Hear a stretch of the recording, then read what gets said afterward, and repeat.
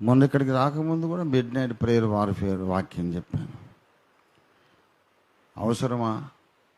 ఎవరు అన్నారు, ఏంటి ఆరోగ్యం బాగోలేదు మీకు, కొంచెం ఈ మధ్య బాగోలేదని విన్నాము, వయసు కూడా మీద పడుతుంది, రిటైర్మెంట్ ఏజ్ కదా, అయిపోయి 60 ఏళ్ళకే రిటైర్మెంటు. ఇప్పుడు మిడ్ నైట్ అవసరమా? ఆరోగ్యం లేనప్పుడు ఎందుకండి, రెస్ట్ తీసుకోవాలని నాకు నీతులు చెప్తున్నాడు.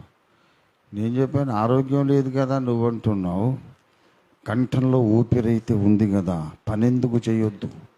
ఆరోగ్యం లేదు కదా, పనెందుకు చేయాలో వాడు అంటున్నాడు. అరే ఆరోగ్యం సంగతి పక్కన పెట్టురా, కంఠంలో ఊపిరి ఉంది కదా, పనెందుకు చేయొద్దు. ఊపిరే పోయినప్పుడు చేయలేం కదా. చేయగలవా? నువ్వు చేద్దామనుకున్నావు, నువ్వు చేయగలవా?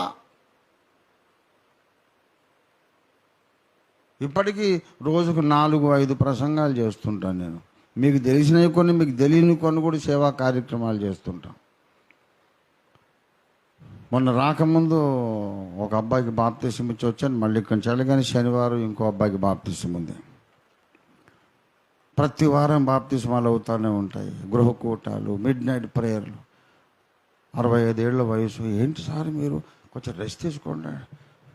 పిచ్చి ముఖం, కంఠంలో ఊపిరి ఉన్నప్పుడు పని చేయాలి, ఊపిరి వెళ్ళిపోయినా నువ్వు చేయలేవు, నేను చేయలేను. ఆయన అదేం సిద్ధాంతం?